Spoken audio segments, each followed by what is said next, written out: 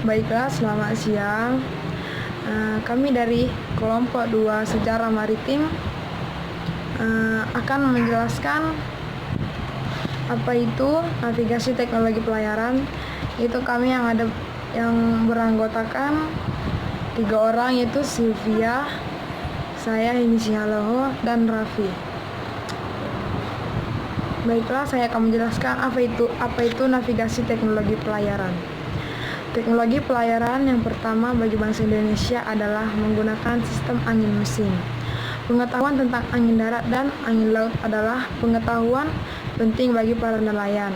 Dengan demikian, mereka bisa memanfaatkan angin tersebut jika akan berlayar keluar pada pagi hari dan pulang ke kampung pada sore hari.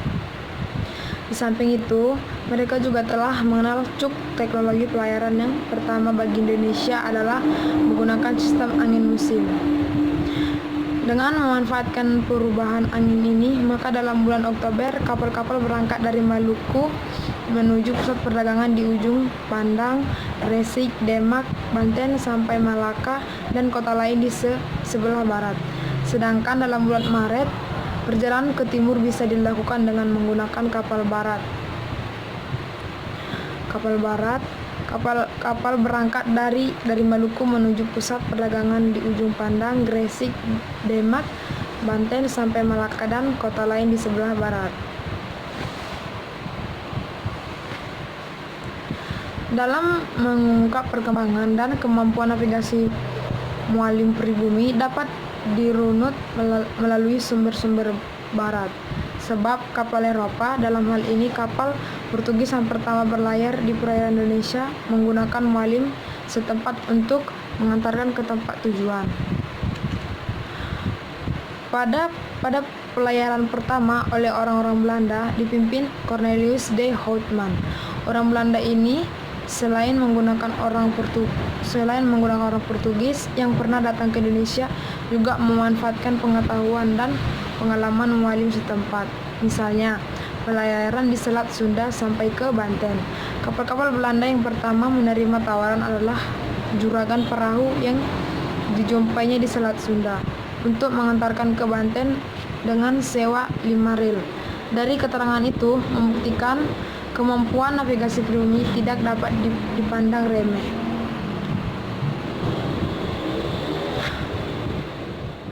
Pembentukan perdagangan di Sriwijaya. Pelaut pribumi pada bulan Juni sampai dengan Agustus mengandalkan angin di Laut Cina Selatan yang bertiup ke utara sehingga dapat memudahkan pelayaran ke Ayutthaya, Champa, Cina, dan negeri-negeri di sebelah utara. Menurut Walters, sebelumnya pelaut pribumi telah mengenal pelayaran dari dan ke barat sebelum kapal itu menemukan jalan laut ke negeri Cina. Pelayaran yang besar tergantung pada tenaga angin sehingga memerlukan pengalaman dan pengetahuan tentang sistem angin di perairan ini.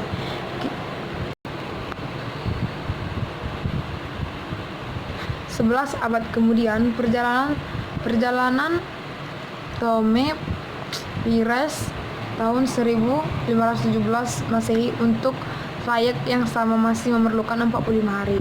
Sebaliknya, Ciatan abad ke-8 berlayar dari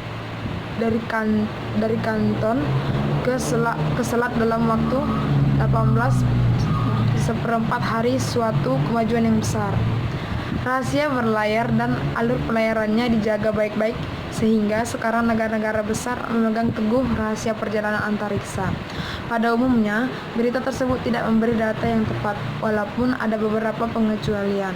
Tetapi, sudah dapat dipastikan bahwa dalam penjelajahan pertama di perairan kita, kapal Portugis banyak mendapat bantuan dari pelaut setempat, sehingga dalam waktu relatif singkat, orang Portugis telah mempunyai kemampuan yang cukup mengenai keadaan iklim dan geografi setempat. Kemampuan Sriwijaya dalam mempertahankan hegemoni sebagai negara maritim pada abad ke-7 hingga ke-11 tidak lepas dari kemampuan navigasinya, baik itu kualitas kapal yang dipergunakan, pengenalan dengan baik kondisi iklim, dan letaknya yang cukup strategis. Dengan kemampuan pelayaran yang baik, dia dapat menjalin koalisi dengan Kola, Cina, serta mampu menaklukkan kerajaan lain baik di Sumatera maupun di seberang lautan. 14 peta dan Reuterios petunjuk untuk berlayar tidak hanya didasarkan atas observasi sendiri oleh orang Portugis, tetapi karena kemampuannya memperoleh keterangan nautika dari pelaut setempat. Salah satu contoh adalah roteiro yang disusun oleh Francisco Rodriguez yang mendasarkan pengetahuannya atas pengalaman pelaut di Indonesia. Toponim Melayu yang dipakai untuk beberapa tempat di pantai Vietnam dan Champa jelas menunjukkan asal-usul keterangan yang diperoleh orang-orang Portugis itu. Pengenalan pelaut kita terhadap peta. Baiklah, saya akan melanjutkan penjelasan yang udah dimulai oleh teman saya tadi. Langsung aja. Albuquerque memberikan indikasi tentang penggunaan peta dalam pelayaran Indonesia dan tidak mustahil bahwa kemajuan kartografi Portugis mengenai wilayah Asia Tenggara didasarkan atas peta-peta tersebut. Adapun bukti kemampuan pelayaran bangsa Indonesia dengan mendasarkan pada berita Diego Lopez yang berlayar di Lisabon pada bulan April 1508.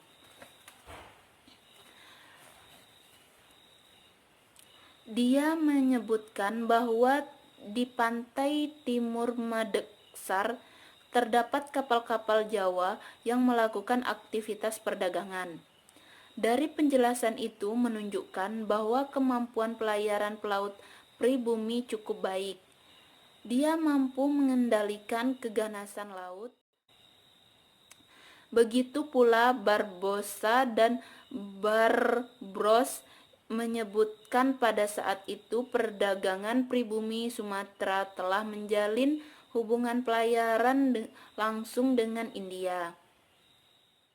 Y. Malik relief bahwa peta yang beraksara Jawa tersebut jelas berasal dari masa sebelum 1512 Masehi, dibuat setelah mempelajari peta Portugis yang pada waktu itu sudah mengenal peta Brazil.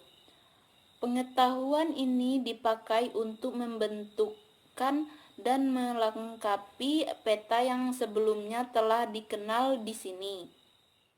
Saat itu, pedagang pribumi Sumatera telah menjalin hubungan pelayaran langsung dengan India. Dengan mendasarkan pendapat ini membuktikan bagaimana pada waktu itu telah ada interaksi timbal balik antara pengetahuan navigasi di Indonesia dan Barat. Alat navigasi penting yang lain atau pedoman dan strobel sebagai pembantu untuk menentukan arah dan tempat menurut deklinasi dan iklinasi, untuk menentukan lokasi menurut tinggi matahari, terutama apabila kapal berada di tengah-tengah laut tanpa mempunyai baringan darat.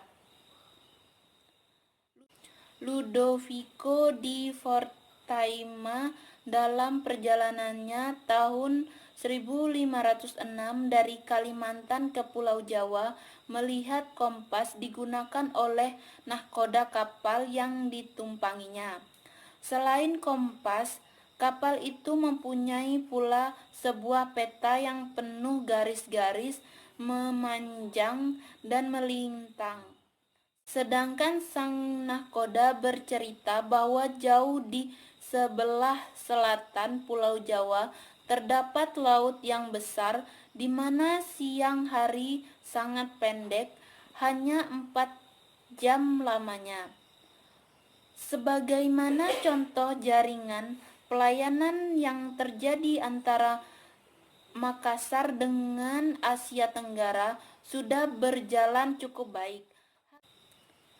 Hal ini dapat menunjukkan bila didukungnya oleh kemampuan pelayarannya yang cukup bagus serta letak yang cukup strategis di antara Maluku, Nusa Tenggara, Jawa, dan Kalimantan. Dalam pelayaran ini, barang yang diperdagangkan antara lain beras, kain, tembakau, dan cengkeh. Tidak menuntut kemungkinan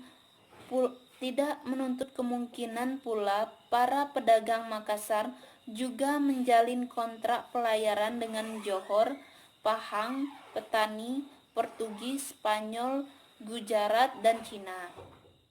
Keadaan iklim dan geografi Indonesia memungkinkan pelaut pribumi mencari baringannya pada pulau-pulau, gunung-gunung, dan tanjung-tanjung bila berlayar menyusuri pantai.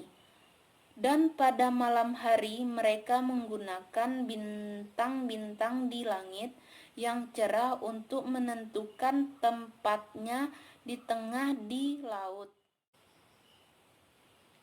Alat navigasi yang biasanya dipakai untuk berlayar melintasi samudera di daerah yang sering ditutupi kabut sudah tentu tidak banyak diperlukan di perairan Indonesia. Sebaliknya, pengetahuan astronomi lebih banyak dipentingkan. Konstelasi bintang dikenal dengan kombinasi yang khas di Indonesia, dengan nama-nama seperti Mayang, Buduk. Yang lebih lagi membingungkan, sifat maritim dari pengetahuan perbintangan. Persepsi tentang arah mata angin tidak semua dikembangkan di pulau-pulau Indonesia. Ada suku bangsa yang hanya mengenal dua arah, yakni arah darat dan laut. Dari gabungan itu jelas menunjukkan bahwa taraf kemajuan dan perkembangan navigasi tidak sama di seluruh kepulauan Indonesia. Masih banyak yang berlayar secara tradisional dengan berpegang teguh pada pengetahuan yang diperoleh secara turun-temurun. Malahan ada yang bisa mengetahui arah dari laut menurut intuisi. Jika masing-masing suku bangsa telah mengembangkan budaya maritimnya menurut arah, daerah, kebutuhan, dan daya ciptanya sendiri, tidak semua kapal pada waktu itu membawa peta kalau berlayar. Dan kalaupun dibawa, peta-peta ini jarang dipakai dan biasanya disimpan saja. Mungkin hanya itulah hasil diskusi dari kelompok kami yang dapat kami sampaikan. Saya akhiri, selamat siang, wassalamualaikum warahmatullahi wabarakatuh.